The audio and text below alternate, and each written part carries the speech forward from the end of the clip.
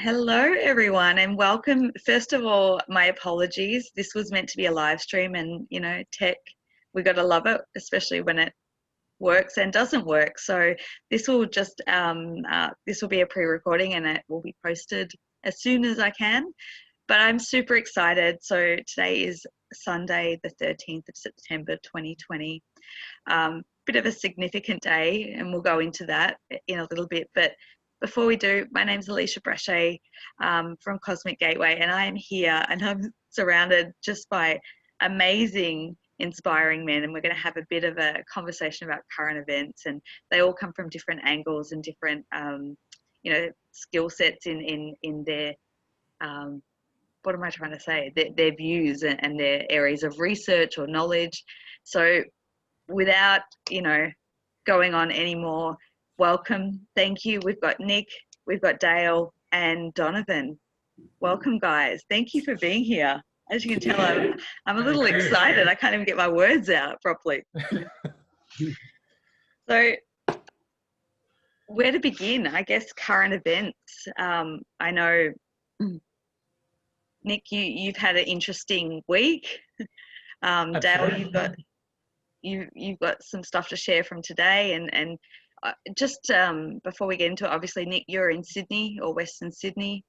Dale, you're in country Victoria, and Donovan is in Canberra, and I'm here in Melbourne or on the outskirts. So just to give people some sort of context, we're coming from different parts of Australia. Yeah. So who wants to start up? Nick, do you want to talk about? Yeah, sure. Kick us off and share your exciting news for the week. Cool. Yeah, so my exciting news actually started last Saturday when we had the Freedom Day rallies across the country. I decided to go out to the one in Sydney, thinking it'd be pretty friendly, pretty safe. We're a liberal state, so I thought we'd be pretty good. So I went out there, and the minute I turned up, there was a heavy police presence. There was a really jovial crowd. It was basically a hippie convention. Anyway, the minute things started, chanting, there was drums, it felt really good, and then all of a sudden, just officers came from everywhere and started pulling women out, and the people of all sorts of ages and things like that. Just it was really brutal. Anyway, long story short, they herded us around for a while at Sydney Olympic Park, and I managed to hang in there for an hour and a half before I got picked out by a couple of New South Wales finest, and I was rather unceremoniously arrested, put in all the relative locks, and dragged behind a hedge and thrown to the ground and pushed into the dirt, and I was placed under arrest. So it was my first arrest. So it was very confronting. Yeah. First and, one. I'm probably off your bucket list now, Nick. Definitely, yeah. So and I'm, most people that I told that happened to me, they were just completely blown away, because I'm not the type to pick a fight and everything. Unfortunately, though my response to them before I got arrested, there was probably a little bit of ego around in that. I managed to remain pretty calm, which was good. Reiterate that I wasn't getting aggressive and not resisting as they dragged me away. So in the end of it, I got one of those $1,000 fines, which I'll definitely put in a frame. And I'll do it the same day I get my jail tattoo. But yeah, so that started off an eventful week, and then I got to, I think on the Sunday night I did like a live podcast and started to get the word out, because obviously, which is happening everywhere, the media is not really covering things accurately. So I got to get out there a bit during the week and sort of portray what actually happened. So yeah, so that was the gist of my weekend. Thank you for sharing that. And of course, like I saw the first live that you did, because I knew that you were going, and then all of a sudden, a few hours later, I get this, see this video that you got on on a live of your arrest. Yeah. And I was watching it going, no, this can't be, like, is it really you? Like, and then I had to like look, and I was like, oh goodness, how did this Yeah. happen? Hmm. So I thought that's why I thought I'd bring everyone on, and obviously that's going to start when we're going to go down some rabbit holes. So bear with us. Grab a cup of tea or a coffee or a drink of choice and settle in with us, because we're going to cover some, you know, different and varying topics. But thank you for sharing your experience Hmm. and story, and obviously we'll go into that a little bit more. Cool. And it's great that you're, you know, as you were saying, you know, the media is not showing what's really happening, and so No. it's good that you can give a bit more of Hmm. a real view. So Absolutely. obviously I mentioned that today significant day because originally today was going to be the end of lockdown in Melbourne. um, which is not the case. Technically, we're still under, you know, stage 4, and today was going to be the peaceful march, and I guess everyone felt good about this date. And I was like, oh, isn't that interesting? Because it's almost 6 months. Because in Melbourne, we went into lockdown somewhere around my birthday, and now it's 6 months on, and it's like, oh, it's still going on. But I'm going to kick it over to you, Dale, because I know that today you well, you can share. Yeah. Can I just say first, Nick, was that your live video where you said I've got the Om necklace on? Yeah. Yeah, Yeah. That was the first thing that got. I don't know no, what happened there. I got made fun of a little bit from that, which is kind of cool. no, I love that. I heard that. He's like, I'm peaceful. I've got my, yeah. Yeah. Look, so today, Melbourne's, I went down today for one of the marches in Melbourne.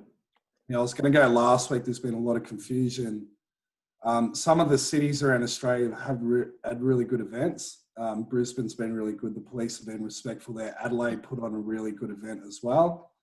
And they had their police chief come out and fully support it in every way, worked with the organisers. But we're living in ground zero in Melbourne. And it's, yeah, for those that don't know Melbourne, they've been arresting anyone that's trying to organise the event, and then it's been going public. So it's put a lot of people in fear. So there's a lot of people that want to get out there. But what we're seeing on the media is really getting to a lot of people there. I know people are too scared to go. But anyway, we went down today. I was lucky enough to get close enough to the city, and then we got an Uber in. I've never seen anything like it by the time we got in. You got your normal Victoria Patrol Police, and then you've got these robo-cops, and they'll set up and they just perimetered around this area. I didn't see a lot of it firsthand, but I've watched some videos today, and there were some pretty violent arrests. I just saw one where a guy got his head kicked by a police officer. So there's a lot of real disgusting things like that coming out, and that's putting a lot of fear into people. But yeah, I might go into a bit later, a bit about the Strong Cities network that they've set up in Melbourne and what I think might be going on, because there's a lot of very interesting police vehicles getting around and police uniforms getting around in Melbourne. But I managed to stay around the back for most of it. So we were marching around Melbourne and then got led into a corner, and then they swarmed and started grabbing people. So we saw quite a few arrests, but we were lucky enough to be left alone. So that was my day today, and then I come back and mowed the lawn. It's quite nice. We've got to balance out, you know, ascending the planet, fighting for freedom and domestic justice. It was good to see it face to face. It was very confronting, but it was good to actually go there and actually see what's going on as well. Thank you for sharing that, and thank you for being on the ground and in a way sort of seeing firsthand what's happening and sort of reporting back. Really appreciate that, and look forward to, obviously you're very knowledgeable on a lot of stuff in relation to what's happening in Australia, and I look forward to where you're going to go next. But I'll kick it over to you, Donovan. Thank you for coming on and being a part of this. How are things in Canberra? Yeah, good. Yeah, I just want to honour Dale and Nick both because I've really been watching your stuff in the last week or so. Man, this is a time of a true warrior. Like, I'm just getting this sense this week, and you know me, I'll talk about astrology and stuff, right? We've got, you know, Mars Mars. Mars retrograde, so it's bringing this fiery, fired up energy, right? And then you've got Jupiter, Saturn, the great teacher, Jupiter doing things in big ways, with Pluto, the deep, dark depths of the soul, like playing on us, right? And it's all culminating in September. And I'm just noticing people, we talk about the Great Awakening, people are just popping open, like just like some of the people are getting channelings. Is this one girl you sent me, JCK? Yeah. She started channeling all this information about what's coming up, and I've never seen someone just come so full forward in such full force so quickly. And she was shocked how viral it went. Yeah. And it's just giving me this sense that with everything, whether we're talking what's happening on the ground with the cops and the protests, or we're talking about what's happening in the ethereal realms, or we're talking about what's happening in America, or we're just looking at the whole large perspective, it's just showing that we're, like you say, Dale, a quickening, a massive quickening. And it's just this sense that it's going to ramp up this next 2 months to the point where I'm just noticing that everyone has a unique role. And I think you said, Dale, earlier that you're not one of these people that generally goes out to protests. And Nick, you were saying you're not sort of the sort of person that goes out picking for a fight, things like that. I'm not a social justice warrior per se, right? A lot of my journey's been sitting behind, you know, posting and sitting behind the keyboard, but it's becoming so obvious that we're all playing a really, really unique role, and we all have a special role in this. And it's just astounding how when we all come together, the power that we've got, but we're up against it at the moment, so big. And I just feel like we've got to keep our heads cool. We've got to keep our perspective, because, you know, it's really easy to be pulled in and thrown off that sense that, you know, we're going to be okay. We're going to get through this, you know, but it is an important time. And if you listen to David Icke right now, you'll know how important this time is, right? So yeah, that's sort of been the feels that I've had this week, that yeah, this is it. Like I've been following Q stuff since 2017, and remember people back in 2017 going, when's it going to happen? When are you going to, when are you going to end all corruption, end all the wars? You know, when's the truth going to come out? And here we are. We're here. You know, it's pretty exciting yet challenging times. Yeah. I totally agree, and thank you all, and thank you, Donovan, for putting that perspective in. I'm going to say something that's probably going to be, you know, grating against some people or maybe a bit controversial, but literally in the last couple of days, what's been playing in my head is this has been the greatest year of my entire life.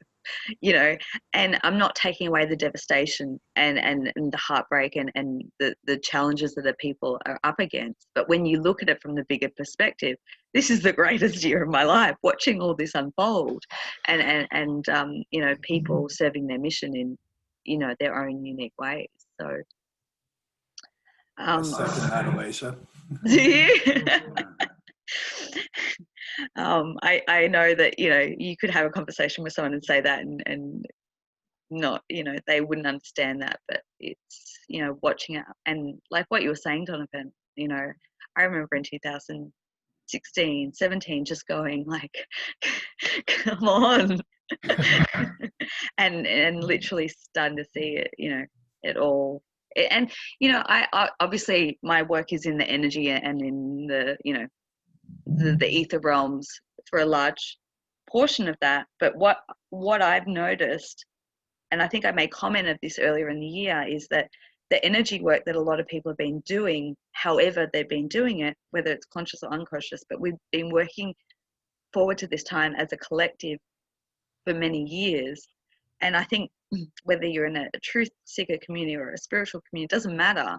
We've been kind of working the energy for allowing this to manifest physically for a couple of years while we've been like holding on. You know, there's a great meme that was going around a couple of years ago about this guy pulling this face and like on his desk, and it was like everyone trying to hold on to their awakening, the Great Awakening like this, and it's been like that,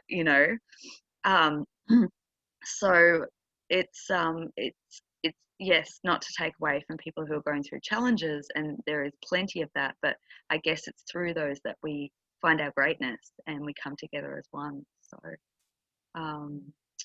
I don't know where we're going to go from here. Dale, did you want to, I know we want to go and talk about like why Australia and why now, and I think you wanted to share a little bit about your knowledge, taking us back a little bit to the beginning. Right. Yeah. So, I mean, you can look at Melbourne really is ground zero at the moment, and Australia's like the world's watching us at the moment. And especially a lot of the Northern Hemisphere are looking how we're gonna deal with what's going on now, because what's happening here is planned for their winter or their autumn coming up soon. So they're watching with a lot of anticipation now. There's many reasons why I think Australia, and this can go back to like the Lemurian sort of stuff. And now I don't have any experience with this sort of stuff, but from what I've gathered, and certain ley lines and stuff based around Australia and incarnations we've possibly had onto this continent. But I've had more expertise in this conspiratorial sort of realm, and I've been watching what's happened in Melbourne, not just this year, but this has been a setup for many years. So I mean, it's come out now about the Smart Cities Network. So there's a lot of stuff being released now through the media that is putting a lot of pressure on the government in Victoria on what they're doing, which is a good thing. It almost appears to be some sort of a drip feed sort of disclosure, but to wake up people up. But so things have come out now about the ports being sold in Melbourne for 90-year lease to the Chinese Communist Party, the connections with the smart cities going with China and Daniel Andrews from 2015. Now, I've studied this a lot with what they've been doing, and Melbourne was set up a long time ago. So this is done through all these global bodies like, the Round Table Club of Rome, all the way down to World Health Organization bodies and things like that. But you'll see with Melbourne was the first to get smart meters anywhere in the world. They were the first to get these little fluorescent light bulbs. So I remember when I was playing at football at the time, they were going around and you gave your light bulbs in, and then the football club would get money to get these. And it's all to do with this smart interconnectivity.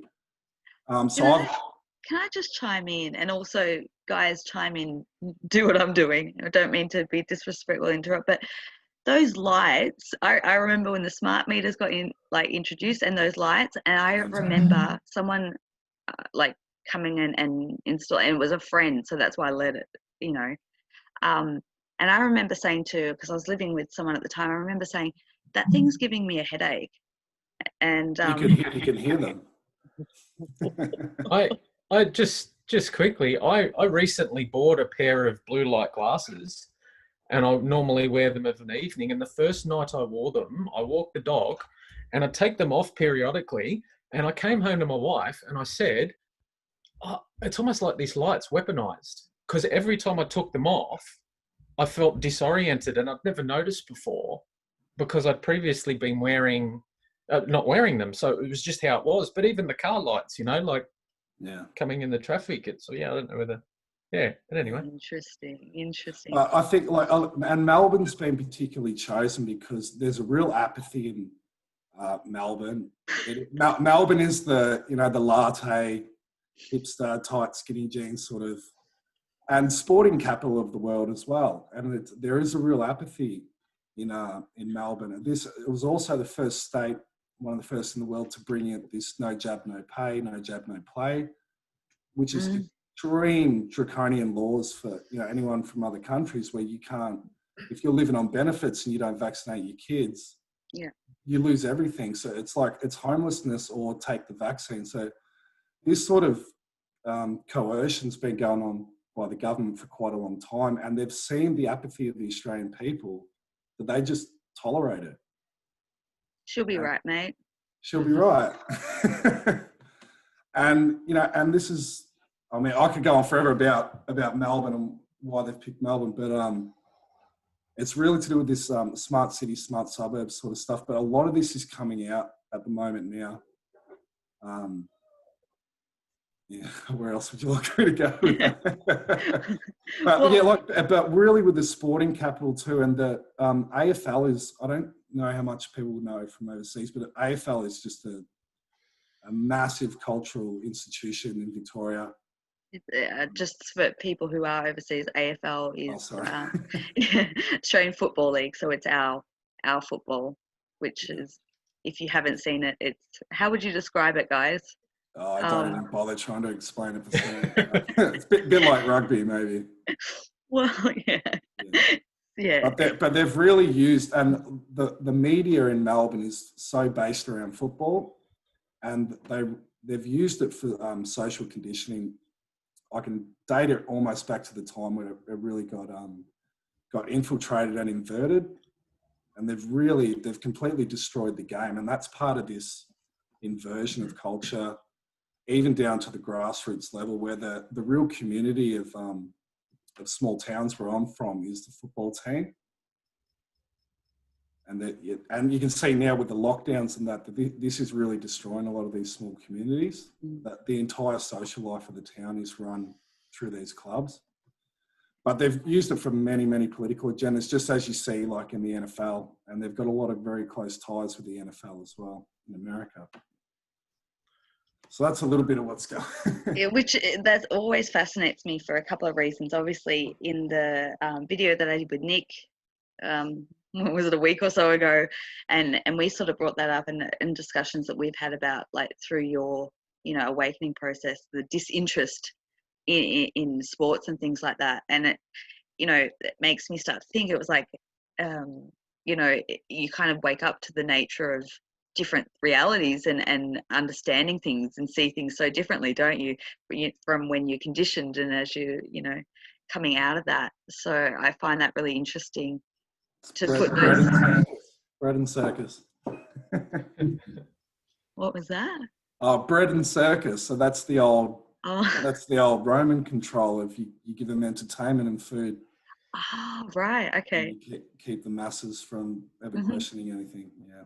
Yeah, I think David Icke mentioned, you'll have to quote David Icke for me, but he's got a quote about how it's the biggest distraction there is, sport, not just AFL, but sport, in keeping the masses sort of focused on one thing while all of these other things are happening and people aren't taking notice. Well, they are now. Yeah. So, and sport's a beautiful thing too, but it's the big conglomerates and what they're used for. You know. Yeah, thank you for sharing that. And so, yeah, obviously we've gone back a little bit in Melbourne, and I know, Donovan, you were saying about new information and stuff that you've uncovered around Canberra. Did you want to go into that a little bit? Yeah, just on the sport thing, what comes up for me is the mind-blowing massiveness of the propaganda machine that is on every single level of life, you know, sport, food, pharmaceuticals, just everything, TV, movies, Hollywood, just anything you can think. This propaganda machine is coming at you from every single angle, and it just blows your mind open. I don't know if you guys follow Edge of Wonder guys at all, but they've got this huge series on the what they'll call the sports industrial complex, right? Which is no difference to the space industrial complex or the, you know, or the political. It's just mind blowing, the messages that they're drip feeding you since birth, you know. And I know guys that follow the Canberra Raiders, right? And they go to work, they talk all week, because I was a horticulturist, so I'm an ex-trading. They'll talk all week about sport. They'll go to the pub with their mates and all they'll talk about is sport. They'll go home and they'll watch all the news about what's coming up on the weekend on the sport, right? And they live their whole life for the weekend for the sport. And then Monday morning, they start reporting and they report to their mates, they know more about the sport players than they know about their own kids, like, literally. They know what they're eating, who their wife is, who they're going out with, like where they train, what time they get up in the morning. And it used to kind of like baffle me. I'm like, am I missing something here? Like for me, I was like, sport, like, cause I used to follow a bit of sport and I loved it. But then I was like, but there's so much more to life. And I'm like, there's something bigger going on here. And I actually kind of think that mind programming control is just like, it's slowly infiltrated to the point that people, like you say, it's a complete distraction from, you're here to do many, many things in your life. And I don't want to disrespect people that love sport and grow up in that environment, because, it's all about teamwork and building self-esteem and coaching, and there's so much amazingness about it. I don't want to disrespect that at all, but just that propaganda machine and how sport became all about money, and it goes back to what we were always saying, Alisha, about disclosure, is like, you ever want to understand what's really going on, follow the money, so but with the Canberra stuff, oh my God. So before you go into it, I just want to know, Nick, did you have anything to add? Because I saw you sort of... Yeah, no, so you just described me, Donovan. That's what I was like. I was obsessed with rugby league, and I look at it now, and the term false idols comes to mind, and the fact that like you give so much power to these people because you somehow believe you put them on a pedestal, and it therefore brings you down. And so I was living my life through those guys without realizing that, I've got my own power. So yeah, the best thing I ever did was wake up and start letting that go and realize what it was actually doing to me. It's oppressive. Yeah. In a nutshell. Yeah. I'm just trying to find a female equivalent because sport's never really been my thing. Yeah. So, help me out, guys. The other thing too is, if you look at the types of guys that play sport, these are your, in past generations, these are your strong, masculine alpha males too. And they've steered those and the people that follow it, they've steered that strong alpha male into that arena. And if you look at the protests today, now being the alpha male is not about being violent, but where's the alpha male standing up for their community, protecting their family? I think that's a big part of it. Absolutely. Yeah, I think so. And also because, in our spiritual circles, we'll talk about the balancing on the planet of the divine masculine, divine feminine right now. And in the past 10, 15 years, we've talked all about the rise of the divine feminine aspect, right? Which is absolutely true. But then I personally have felt it got a bit out of balance, where it became so much about the rise of the divine feminine, all the men, working on themselves and really being able to express more from that divine feminine aspect. We're going through a balancing up now where we're like, no, we need that balance of both. Don't lose that divine masculine. We need the courage and we need the strength. Yep. And it's just as spiritual to be a protective male energy as it is to be an open, loving, unconditionally loving, expressive, feminine aspect of yourself. We need both. But if you lose that divine masculine aspect, it gets out of balance. So I don't know, Alisha, if you want to take up on that, but I feel like we're in another balancing that real scales. It does this, and then eventually we find that equilibrium. But I feel like that's a big aspect at the moment, like Dale says. I agree with you, and I think that this year especially, you've seen a lot more sort of masculine, divine masculine in their rise. And I think it's probably to what we're witnessing that's bringing out that warrior, in a sense, that peaceful warrior. I want to, reiterate that. And I think it's through these times that we are seeing the balancing scale, because I do agree with you, Donovan. I think it was like the divine, the divine feminine's rise that, you hear over and over and over. But I think this year is really about this balance. And it's good to see, to be honest, because I think now is whether you're male or female, I think this is a time to have that masculine aspect to stand in integrity and strength and knowledge and leadership. Yeah, definitely. Nick, also having watched you at the protest, I know you were saying that you went through some emotion after that, because obviously your wrist got quite hurt by that physically. And then you did what a lot of us blokes do now. You checked yourself and you checked your ego and you went, was I too aggressive? Was I in my ego? Whatever. Now, having watched you, I'm like, it wouldn't have mattered how soft or how hard you were. They were going to come at you anyway. It was quite obvious to me. I do think, upon reflection, though, I'd have been better served to just leave, because like these movements, we need more people being comfortable to come in. And someone seeing me get dragged off like that does not help the situation. So I got caught up in that day, whereas this is about not that day, it's not about tomorrow, it's about all these days ahead, and just getting, even if it's one by one extra person there. So that's where I think, I let my ego get a little bit in the way, and, you can't take my rights sort of mindset. Whereas I should have just graciously left and let it be. Or not. Well, I can see Dale's fiery. Yeah, and I felt like that today too. I was like, I really want to get in there. But part of me was like, stay back. And then, we would have got taken if we didn't. The only thing I will say is that happening gave me a little bit of a platform, because I did a few interviews and stuff like that. And I realized that there's probably going to be a couple of things come up still.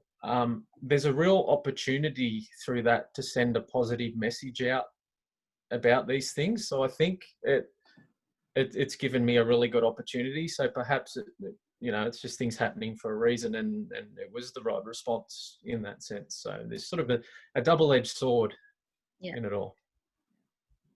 Yeah, it's such a time of discernment and self-mastery, isn't it? Because when you talk about going there and that happening, like, I'm not a big bloke. I'm a skinny little thing, right? And what would perturb me from going to a protest is the thought that I might come up against some physical violence or something. And I've never been a fighter, I'm a lover, and I shy away from that stuff. But if I know there's enough people there, I am very much going to be there, where there's enough protection from each other, where we can stand up and know we're not going to get hurt. Yeah. And that's where it's heading. It's going to be a numbers game eventually. That's why it'll be interesting to see if they do ease restrictions in Melbourne, what the numbers will be. Because it's a real, everyone's just sort of sitting at home at the moment. And I'm seeing the change in people, and I'm seeing people wake up.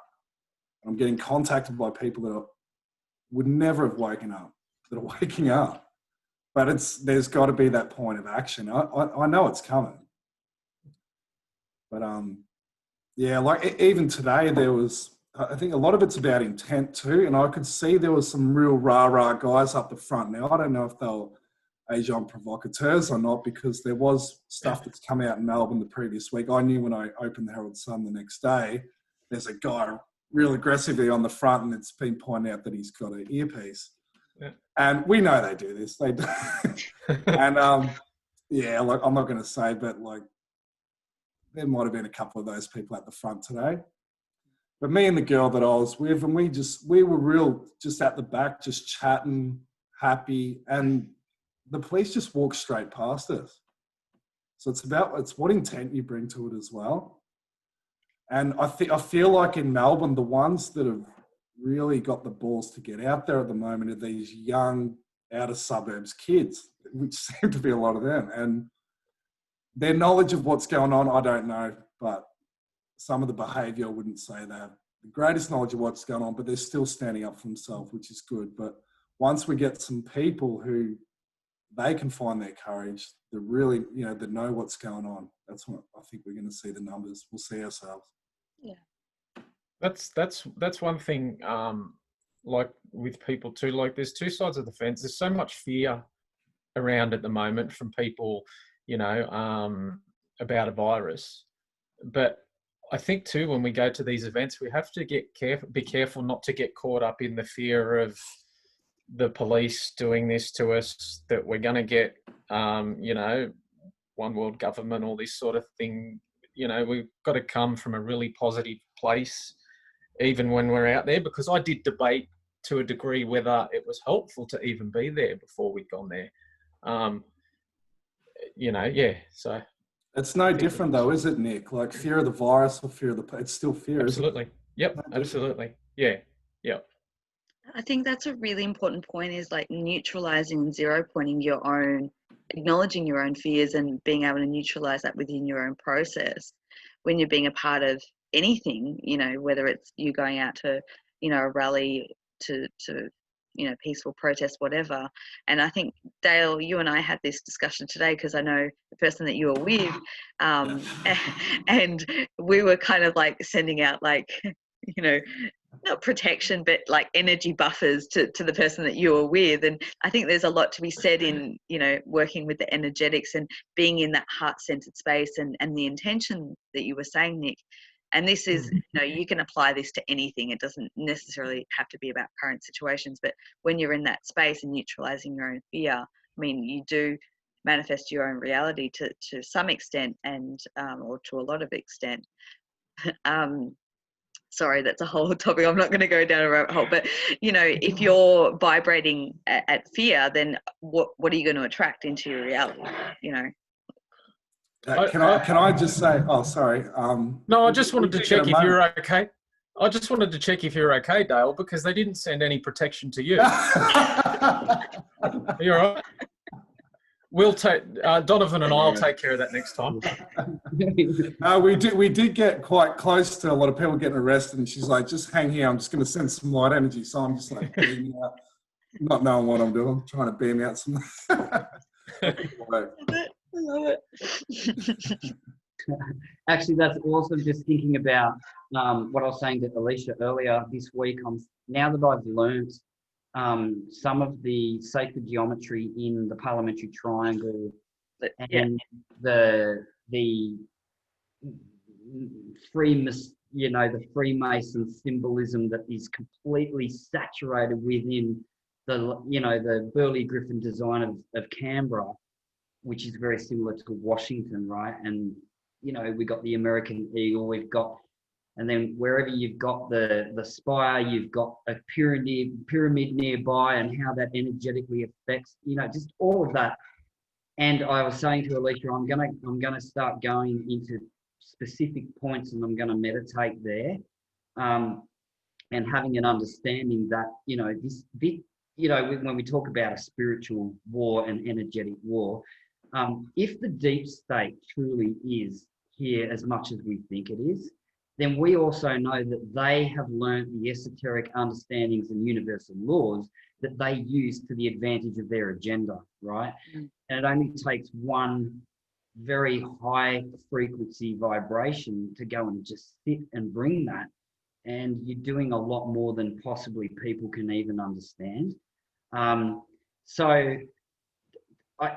What blew me away was when I started to see all the symbolism of Canberra. It's just like we're talking about this one world government. Having looked at that, it's like I've been feeling this myself. It's like I feel like the Australian politicians are far more involved in this global deep state than people actually understand. Yep. And when you look at the symbolism, right, it's like confirming that it's like Canberra was designed and was getting prepared and ready to become the one world government capital, literally. And that's a big statement. It's a huge statement. But if you talk to anyone in the US, what's the capital of Australia? They'll go Melbourne or Sydney every time. Well, we're all represented here, so. Right? And I say I'm from the capital. You're from Sydney. You're from Melbourne. Oh, okay. I'm like, no. Canberra. And they're like, never heard of it. right? And then the sacred, original Australian meeting place, like sacred ground that we're on, is just, it's mind-blowing. Some of the symbolism that we've got. And so it's clearly been picked for very energetic and ley line reasons. Yeah. And so it makes sense to me that they would be looking at using Canberra as a potential capital for a new New World Order government, right? So I don't know what you guys, Dale, maybe you could talk a bit more about that, but I feel that's just so obvious now, like it's ridiculous. Yeah, and whether it's the capital, officially or unofficially the capital, I think maybe Australia. Well, it is the Wizard of Oz, isn't it? The Oz. But as far as the level of control in Australia, now when you go to a lot of third world countries, you see open corruption. You see it on the street. Yeah, you do. And it's kind of nice because it's so in your face, you understand it. But in Australia, it's so hidden, and people are not aware of the corruption in this country, and it is unbelievable. Even to the level of the politicians and the police. Now, I mentioned Victoria before. I won't go into it too much, but there is some very sinister stuff that has happened with the Victorian police and Victorian politicians, some involving children's homes and stuff and that I won't go into, but it's all there for people to see. If people look at Raina Michaelson's work, who had to flee the state of Victoria for trying to expose some of the corruption in this state. And it's unbelievable. And now what we're seeing, which is so great to see, is I did an interview with Rachel Vaughan this week. Yes, I was going to bring that up. It was phenomenal. I'll link it. Yeah, she's just fantastic with what she's been through. So she grew up in Adelaide, which is said to be, I think it has the most amount of missing children in the world. It was the murder capital of Australia. And a lot of weird stuff goes on in Adelaide, and there's suggestions of an underground base right in Adelaide as well, on the outskirts of the city. But anyway, speaking of Rachel Vaughan, now she's only one of them, but if you look at people like Fiona Barnett, she's exposed what the CIA were doing with Australia. So anyone knows, we had a Prime Minister that got sacked by the Queen or the Governor General, and he was trying to expose the CIA base in the middle of Australia, which is Pine Gap, which is the largest deep underground military facility in the world. And a lot of people have pointed out about the underground tunnels and the trains that go to where you are, Donovan, in Canberra and other places. So this is a huge, huge facility. He got taken out by the Queen for trying to expose some of this. But the level of even the Nazis that came over to Australia, high-level scientists after World War II, where there was MK Ultra scientists such as Leonis Petraskas that she talks about. And even there is some talk that Joseph Mengeler's daughter came to Australia as well. But that's another story. But anyway, the level of drug trafficking through Southeast Asia, arms trafficking, child trafficking is just phenomenal. But what I wanted to say was Bill Heffernan's speech is going viral at the moment, and this is waking a lot of people up. So if anyone that doesn't know, he did a speech in the Senate Estimates hearing 2015, and he held up the court document that named 28 pedophiles, including a prime minister on that list. And this was top judges, politicians. And this is becoming common knowledge now. But it's just been so hidden in this country. But the scale of corruption, yeah. I don't know if I sort of went on a bit of a tangent there, but it all goes into like these Pine Gap facilities and stuff that's been going on underground. Yeah. And then into looking at Uluru now, and people talking about Uluru's come back in, which was interesting that they stopped people walking on Uluru at the end of last year. So a lot of people ran there, and some do say it's the heart chakra of the planet. Well, and then now that with the prophecy Oh God, there's so many things. I'm like, oh, but where's Uluru? It's right near Pine Gap. it is. I remember. I mean, I've travelled to Bali a couple of times, and it's so funny because when you, I don't know if you guys have ever travelled to Bali, but the flight path. So you're flying from Straight out Melbourne. of centre. Yeah. It goes straight to the centre, but as you're flying over Pine Gap, the plane literally does it like this. It won't fly over the top because it's US airspace. Yeah, well, they won't even allow any food or anything. Everything gets flown straight from the US. So the other quick one I wanted to say, I did a video too, and the Kidman family in Australia are one of the largest landowners in the country. Now, Australia is huge, and they own massive, massive chunks of land out in the desert, in the middle of nowhere. So Nicole Kidman's father was the top psychologist in Australia and MK Ultra doctor, and one of the most horrific child abusers there was. Now, what's he doing the Kidmans owning all this family, and they had connections with Gina Reinhardt as well, out in the middle of the desert. So there's a lot of connections from here over to the other side of the Pacific as well. Your mind just starts to go. And I think that video that you put out, Dale, was how I found you, because someone sent it to me. I watched it and I was like, damn, and then we got in contact. But now that, because we haven't cracked open this topic yet, so here we go. It's just been opened up. But I think bringing it back to, I think Donovan and I have spoken about this, is with the saving the children, and it's so nice to see how many people are starting. Like, I think it was in UK, they were having peaceful protests about that, and all over the world that hasn't been shown at all. And I've always said that, once it's exposed about the children, that's when the greatest change is about to happen, because that's the point of no return in my mind.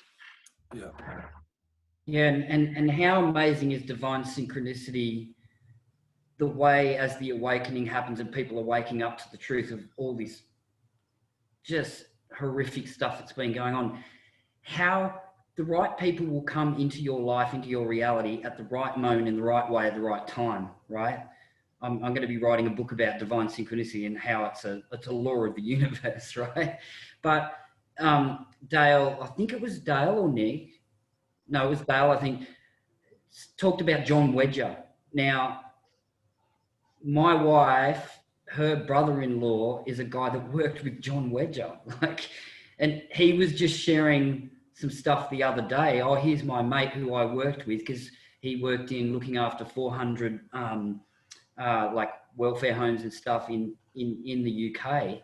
And then I saw his live on the ground in London the other day, and like you guys, I was just like, oh my God, this is so amazing! Like, all these people rising up, because if there's one thing that brings us together, it's like children. Like, that's, I mean, there's what do you say? You know what I mean? Like, that's the one way we're all going to come together. It's like we're all going to stick up for the children, right? But just the way that people will come into your journey to connect, like the divine universe orchestrating, connecting the right people in the right way at the right time, related to the work that you're here to do, and the information that you're here to bring. It just blows me away every day, other than the numbers, which always blow me away. Today equals 17, by the way. That's a universal 17 date. Just wanted to put that in there. Well, while you say that, so the friend that was with Dale today, obviously not going to go into names, but this morning I spoke to her, and she was all week she was going, and then she woke up this morning, she goes, no, I'm not going. She was adamant that she wasn't going. And we were on the phone for about an hour, and then all of a sudden she's like, I've got to go. And I was like, well, you look at the time, off you go, hang up the phone. So she left, and she told me this afternoon, she goes, it was bloody numbers that took me there. I said, what do you mean? And she said, well, while I was talking to you, I saw 17 in a sequence multiple times. And as soon as I saw that, I was like, I have to go. And away she went. So Do you know, Donovan, too, it was when they first changed the AFL this year to make the quarters shorter, they changed to 17. No way. The quarters. Yeah. Why would you make a quarter 17 minutes? Why would you do that? Why does quarter start? Why does quarter start with that letter? Yeah. Right. Actually, I was because it was Freedom Day on the 5th of September. Right. 5th of September 2020. Okay. I just decoded Freedom Day. Now, I don't use gematria. I use standard Pythagorean numerology. And although I've delved into gematria, which is really interesting because a lot of your Q followers and patriots and all that, they get right into gematria, right? Which is really interesting. You've got Jewish gematria, English gematria, and simple. And it brings all these other codes. But what I do is I go there and then I come back to Pythagorean. But interesting, Freedom Day, right? I decoded the word Freedom Day. Freedom equals 12.3, day equals 12.3. Now, in the lead up to Freedom Day, I was getting people contacting me and I was getting 12.12, the code 12.12. And they're like, why am I getting this 12.12? So as much as I love talking about numbers, I don't want it to be useless. Like, oh yeah, that's all great, numerology, awesome. What are we going to do with that? It's getting people to understand that when you're given the codes, if you understand how to listen to those codes, it can guide you as to what step to take. You know, and I know Alisha understands that to a really good level because they've guided her journey the whole way. But it's like, yeah, okay, great, let's talk about numerology. But it is uncanny how much it can really tell you where you need to be next or what your next step is to take. So people getting that 12.12 in the lead up to Freedom Day, and it literally has the 12.12 code in it. It just blows me away. And then which makes 3.3 and 3.3 equals 6. This is all about unconditional love, birthing something new, right?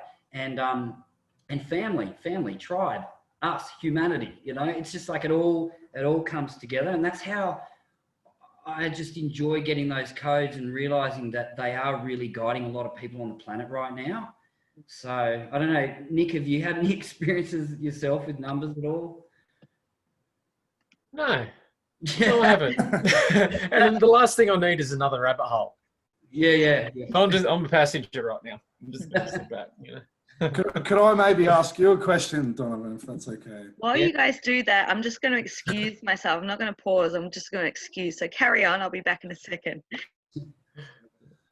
Yeah, like obviously, like I try and dabble in it, but my understanding is just like, you know, you're a numbers man or you're not, aren't you? And I do wake up with numbers in my head sometimes. I'll wake up with repeating numbers. Right. And the 2 1 synced locked. Anyway, but obviously when we just had 9/11 just recently. Now, I saw 9/11 everywhere that day as well, and I see that a lot. But it's 19 years since 9/11 as well this year. Mm. Now, if you look at maybe that was coded in, because we got COVID-19 as well. So you've got the, certificate of identification, and then the 19 is AI with one being 8. AI. But could I read one out to you? So like, I'm not into gematria, but I had a friend send me one. So do you remember the other day when Dan Andrews, he said we have 666? Was it new cases or whatever it was? But it was 666, and everyone picked up on that. Yeah. But there was another one. He named cases. You know, he goes on his rant, so many cases for one day or whatever. Mm. So he named 19,538. Now my friend put this into the Jewish gematria. Mm. So did you want to hear what it says? Mm. So this was the same day. It says, all of you who betrayed my father and I are disgusting, half-witted and inferior cowards, and I cannot wait to laugh. You scream as a effing torture, every last one of you, internally, and we'll be sure. So what do you think? Damn. I got my question out of the way too, Alisha. Sorry about that, guys. I'm back now. Okay. Yeah, so for me, gematria, what I find interesting, because I always talk about everything and its opposite, right? It's like if we didn't have COVID right now, would we be really waking up to what really needs to be changed on the planet, right? Mm-hmm.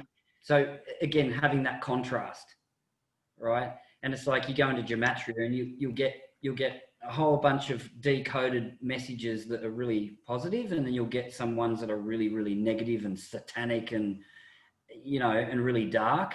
So it's all playing a role, and every number has its shadow energy as well, right? But they're living, breathing entities, and this is why the Cabal love using numerical symbols, because they know that they're energetic, you know.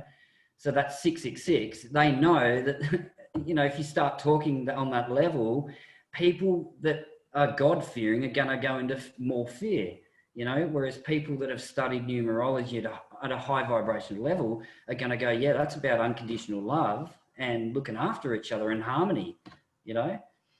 So, but, you know, I like 19538.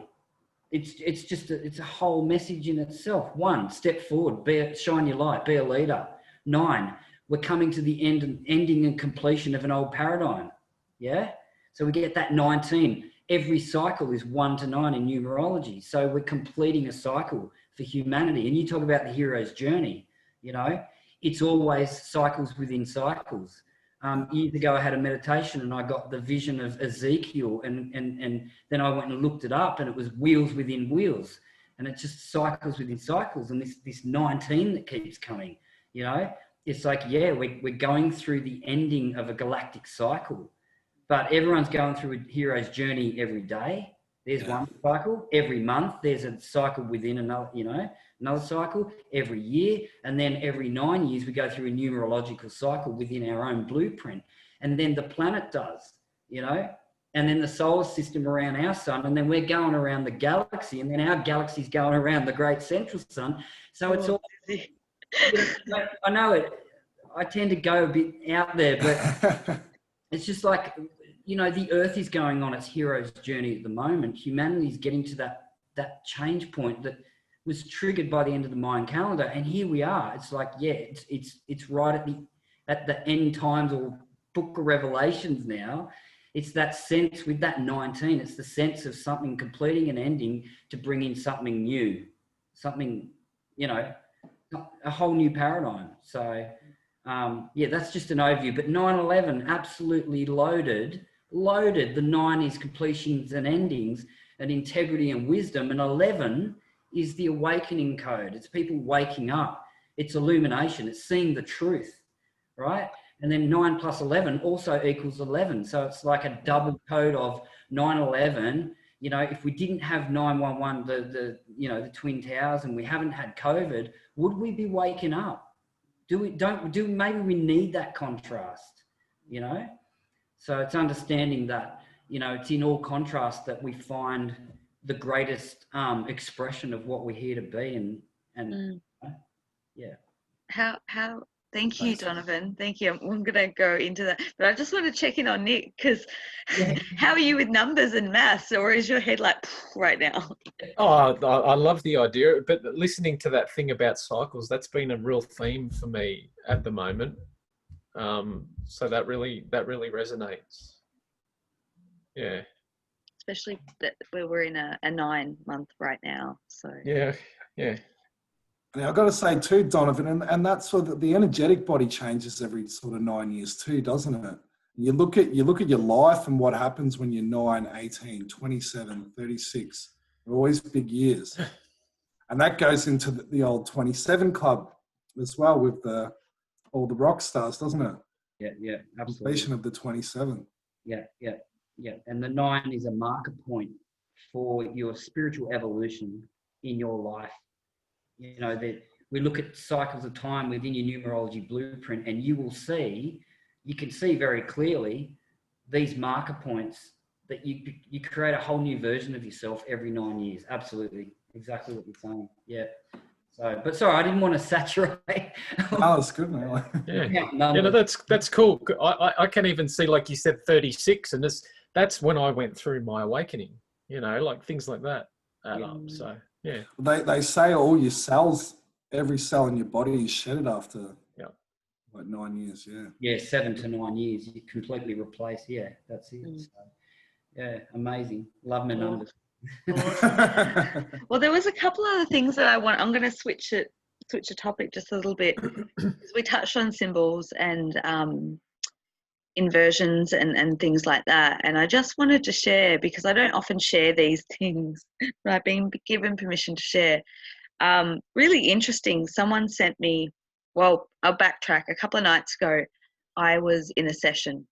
And as people know, in my session, quite often I'll get sort of, obviously individual messages, but sometimes the collective messages come through. And quite often I'll write it up, but I don't share it on video. And so in the beginning of the session, I was shown a pentagram that was upside down. And what I was seeing was it was inverted, and then it started to shift and turn and start to go right way up. And the message was, beautiful message, that what has been inverted is now correcting itself and reversing to the correct way. So, you know, you can look at that in so many different ways, of things rejuvenating and going back to its original life essence or blueprint. And that was sort of, then the session went on, and I was a bit shocked, because then the next day someone sent me, because I get all these things, you know, as you probably all do, we all do. Someone sent, and you might have to chime in, Dale, but it was a helicopter flight map, was it, of Melbourne? Yeah. That had been creating a pentagram over Melbourne. It was actually a Swedish police craft. Oh, okay. So you do know more. I just looked at it, I was like, ooh.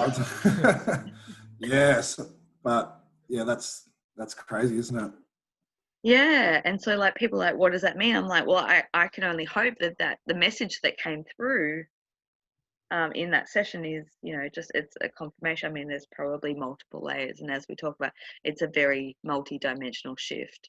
It's happening on all different aspects of reality. But that was a little bit of an interesting thing that I thought I wanted to share.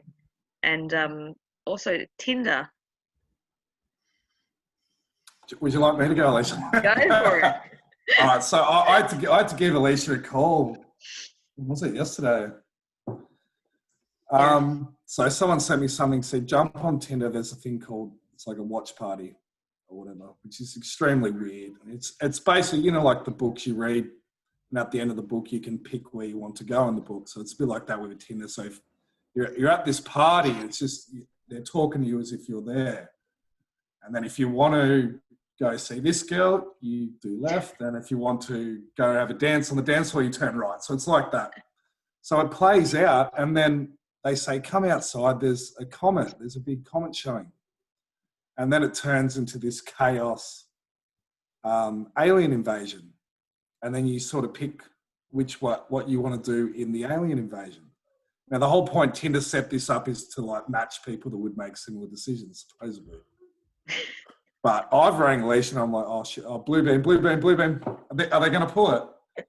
So we all know, like from reading the Cabal's plans, the alien card is the last card. It's been said multiple times. And where if they go down, they're going to go down fallen. Are they going to pull the blue beam card? I'm not the person to answer this. I don't know. But, but very weird timing, I would say, for this to come out. Very weird. I don't know if you guys have anything that you want to add in, chime into that. It was just a little thing I just wanted to drop in. These are the things that keep me amused throughout the day or days during lockdown. But I just thought it was really interesting because I brought it up in a show that I did with Aaron from Journey to Truth not that long ago, and we covered that, because that whole Blue Beam project and like what you were saying, Dale, like the last straw as a possibility, and you know, will it happen, and what would that look like? And when Dale called me to tell me, I was like, are they prepping people? Are they like, what is going on with this? This is insanity. Well, it's not. I mean, now, the other card they always say too is that Israel well, the Holy Land is the last card. Now, if you look what's happened in the last, we had Kosovo and Serbia make a peace treaty deal, just unheard of, not even reported in the media at all. This is what I was in. I was in Albania the other year, and I was going to go through Kosovo and then up to Serbia. You can't get through; it's military zone. That's how split these countries are. And then Bahrain just signs a treaty with Israel, and then the UAE signs one with Israel. Now, this is all happening. It's not even been reported, but shit, is it playing out or what? Like, it's just something new every day, isn't it? And talking about the blue bang, I mean, you know, it's not like they're not very well practiced at false flags, is it? We've only been doing it for about 2,000 years. But yeah, I mean, when I go that deep with people, people start going, that's when they start stepping off, right? They're like, you know, fake alien invasion. And like, but I'm like, but do the research, right? Look at how they developed and reverse engineered UFO technology since World War II. Just do the research. And it's like, it's all there, you know? But the thing that it leads me to when you talk about this potential last stand is this activation on the 21st on solstice at Ayers Rock, right? The idea being that there's a particular crystal in a particular some kind of box that's contained within Uluru that the Indigenous elders have known about for generations and generations and generations. And when human consciousness got to the right level, that there will be a ritual and to activate it, which will then activate along the ley lines every sacred site, one by one, all around the entire earth, right? And that on the 21st, on the solstice, that this is what we're hearing is when this activation is going to happen. There's going to be a ritual, and if that's the case, what I sort of feel about that is like maybe that's the last stand in warding off a false flag attack, because we're dealing with Pleiadian technology, you know. So I don't know if you guys have had any messages or dreams or heard from other people about dreams. I'm sure Alisha probably has. I haven't had dreams, but look, if I could just touch on, I have been speaking to an elder up north. I won't name who they are, but if you saw yesterday, there was a whole group of tribes in the Northern Territory, and they've come together to form a sovereign nations together, and they've served. Don't quote me on this, but they've served the Northern Territory government as a corporation, and the contract's done. They've ended the contract. They're done. They're going back to tribal law. Now, there was some mainstream media reported this yesterday, but the person I've been in touch with in another state has sent me some documents and has also been saying that they've got court cases as well, and that the Crown is possibly already done or is done. If you look what's happening in Victoria at the moment, the Australian federal government is not running anything. All the states are in charge at the moment. It appears to me that we don't have a federal government. And then if you look at the police that are operating in Melbourne, these aren't Victorian police. Can't believe you just pulled that card. But also, sorry, one last one, Nick, was she's told me, this elder has said, I've known this is coming. I've known this is coming. And she's been so lovely to me, sending me prayers as well. But even Alisha picked up once, she said, would you say there was like fire? I said something about fire. I think we had a conversation. Yeah, but I spoke to this elder, and I said, what is the name that she goes by? I said, what is your name there? Your language? And she said, I'm the fire. The truth. This just gets better and better, doesn't it? I want to. Right, sorry, Nick. I jumped in there, mate. Sorry, Nick. No, I just wanted to mention that it's funny that you were talking about sacred sites, because I've been over the last probably week and a half laying in bed thinking about trying to investigate sacred sites, because my wife actually has a business in Indigenous archaeology, because she's Indigenous. Wow. Yeah, and actually one of the central themes, we were doing a job in the Warragamba Dam catchment, which supplies Sydney's water, and it's very hush hush. You have to sign contracts not to take anything, tell anyone anything. My wife went into meetings where you couldn't have mobile phones, metal detectors, all sorts of things. But like, I remember coming home to her saying how the energy in this place, like there was something up there. And I'd never, ever in my life talked like this before then. And it was just an incredible place. And all of us that went up there to work in the area said the same thing. There's something significant up there, and there were certain areas that they wouldn't let you go, even for a cultural heritage assessment. They wouldn't let you near it, because what they're looking at doing at the moment is raising the dam level 10 meters.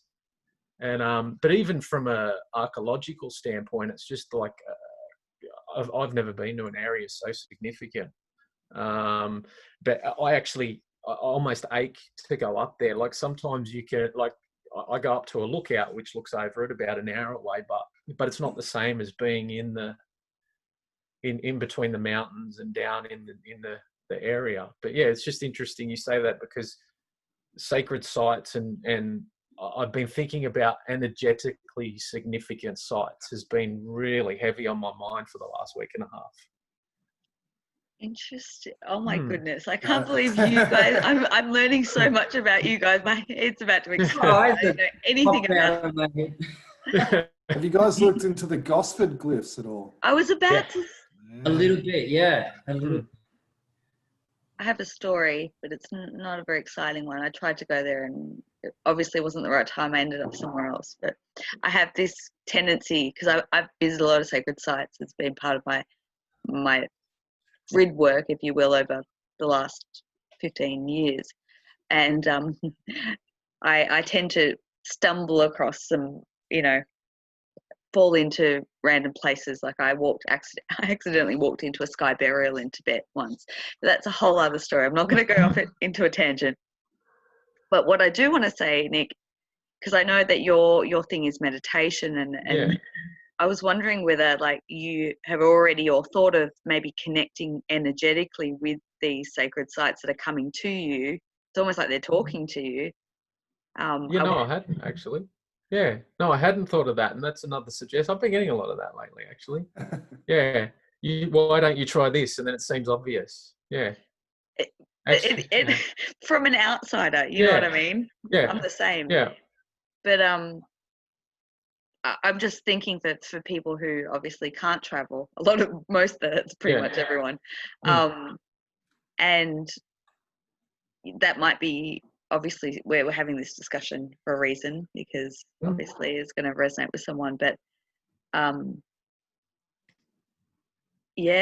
was just thinking, because you two, Canberra, you guys actually can travel around. So I'd be so curious that if you do get pulled into certain spots, and there's pyramids in Australia too, there's all sorts of, now we're on a topic that I could can I chime in? So I had a really mystical experience recently up at Honeysuckle Creek, which is where the apparent, and I will say apparent, first pictures from the moon were beamed to Australia that then got sent around the world. And I went up there, and you said, Nick, this craving. Yeah. Ever since I've been there, was the first time I've been there. It's only 20 minutes out of Canberra. Really? Yeah, where they had the dishes, and it's all been demolished, right?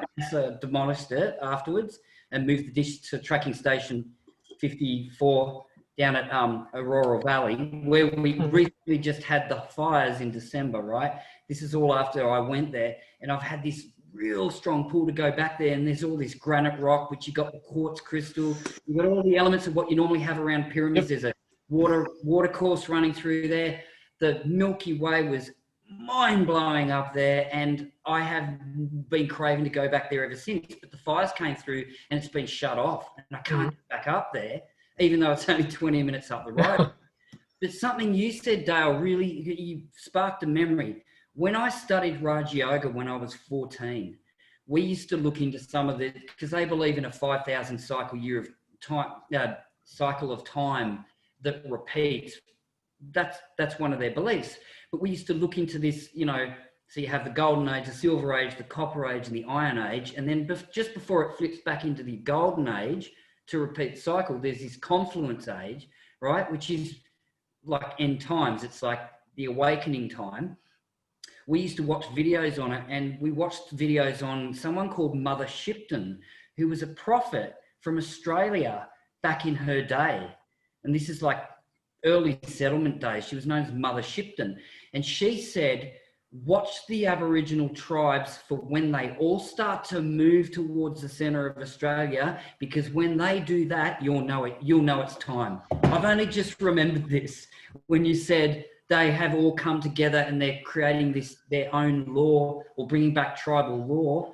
I'm just sitting here going, did you see my before popping out my head? I'm like, mate, I'm the same at the moment, especially after speaking to this lady, and I just got this feeling that, especially after the atrocities that have happened to the First Nations people in Australia, which is unbelievable what they've gone through. Yeah. But I just have this, that it is going to happen through them. I just feel that it's going to happen through them. And I think they know it too.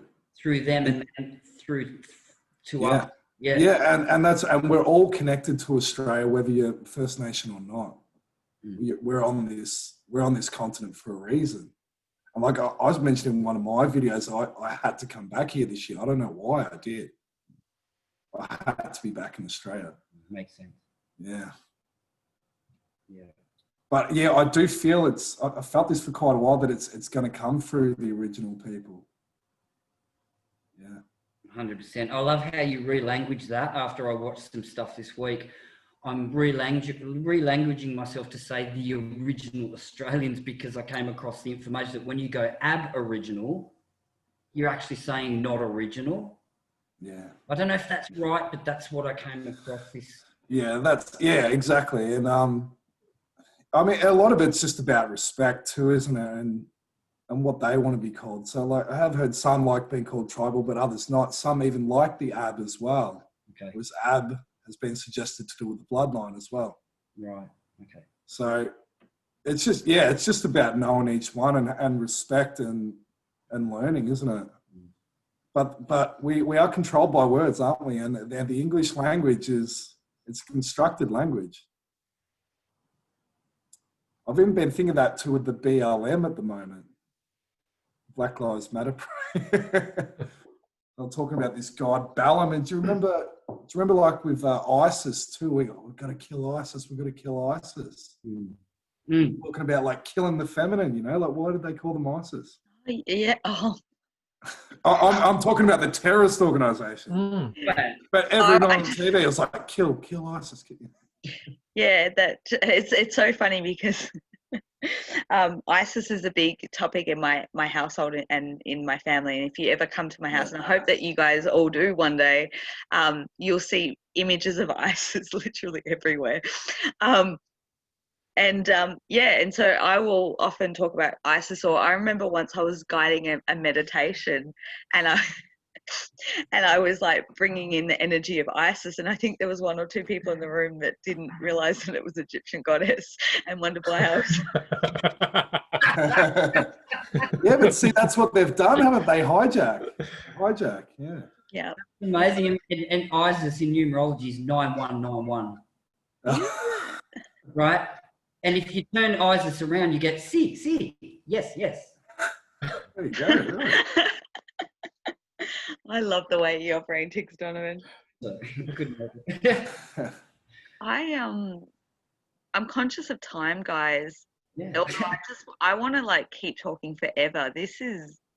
I think we've only just warmed up, honestly. I've learned so many things. Thank you so much.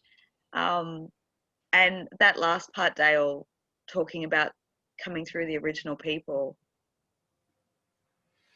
I don't even know if I can talk about it right now. Something has happened to me internally as you said that, and it's making me quite emotional. So I always say that's a trigger of truth. when someone says something and I get like this. So maybe we can talk more about so much. I don't even think they're the First Nation. I think they're the first people of the planet. Yeah. Maybe if I can just share a little bit of the process that I can share that happened in that moment. Many people who watch, and maybe I've shared with you guys, but September equinox in 2015, I had a Indigenous woman come into my bedroom, so in spirit, but she materialized and shared this message with me about the planet and what was about to happen. And I can't share that story without getting choked up because the power was so immense. Wow. And at that time, I was having a lot of galactic experiences, and it all happened very abruptly and quickly. And it's only through recently, and thanks to you guys for sharing the information that you do, because if you, and I'll put it all down below, but like if you're on social media platforms following all these guys and what they share and the content, and I've gone down rabbit hole after rabbit hole, and you know, thanks to Stephen and Evan Strong and their work and all the stuff that's coming up, I started to see it all in such a different light of how interconnected the galactic and the Indigenous people of Australia and what it meant for me on my journey, what it means for the planet and for humanity. That's all I'll share at the moment, but it's epic and it's intense and it's overwhelming and it's joyful and it's love and it's unity. All right. Awesome. Thanks, Alisha. That was good. Beautiful.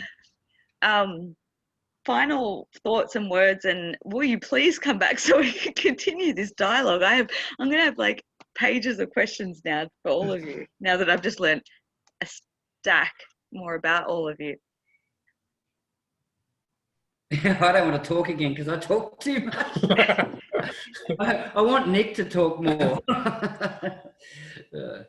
Thank you, Alisha. So honoured and blessed, and thanks, Nick and Dale. I'm so glad to meet you both. Seriously, it's amazing. It really is. Maybe just final thoughts and words. Obviously, I like to finish every video up with like, you know, what can people do, you know, to help themselves through this process right now from all your vantage points, you know, what's something that you could share with the people that are watching? Yeah, so for me, I actually automatically then thought of some words that I got from I told you about my experience in the last one during a meditation and receiving the word love. And for me, I instantly thought back to some words I got not so long ago that made me realize what my actual purpose is with what I'm trying to do with men. And it's teach men about love. But I just think for everyone, no matter what's happening here, no matter what's going on in the external world, just remember love and just come from a place of love all the time. Powerful, wise, yet simple words. Thank you. Yeah. Yeah, look, I'm having people ask me this too, like I'm any sort of person to be giving someone advice. Like, that's just a weird thing, but like, and I just tell them like everyone's doing their own thing, and it was nice what Nick said too. And like sometimes when I'm getting caught up in the drama of what's happening and the pace of what's happening, I have a little thing that I say to myself, and it's that I'm infinite, because I know that. That's it, and that covers all love and everything. And I just remind myself that I'm infinite. And you're like, yeah, you're infinite. It's and that's not to take away from any of the experiences you're having now, because everything's important. And what we're doing here is huge. Just being in human form. I got like compression. This is you're compressed here. This is all of you put into human form at this very important time. But just remember you're infinite. It changes everything. Yeah. Yeah, I've put up a post similar to that before, Nick, where I said, hang on, if I'm an eternal being, what the hell am I worrying about? Right? And it's just that constant remembrance. And Nick, you're so right. Everything that you do, you know, you can't fuck it up. You can't get life wrong, right? We're evolving the universe by being uniquely, beautifully us. And as long as we remember that we're eternal and that we're playing a really important role and that we're as important and unique, you know, as anyone on the planet, it just puts you in a state of love, you know, and just love yourself that much that you know, honor yourself. You're a divine sovereign being, and that's what we're standing up for, and that's what we're emanating, and that's what we're creating. By being it, we're creating that change we want to see in the world. So yeah, we're doing it, and everyone's doing the best they can with what they know at the time. That's it. Yeah. Well said. Well, I can't thank you enough. I just feel like I am so privileged and honored to be on this panel with such amazing human beings that just happen to be in male form. And it's, you know, going back to what we discussed, it's so nice to see that that sort of uprising of the men, or the masculine energy, you know, in all of us.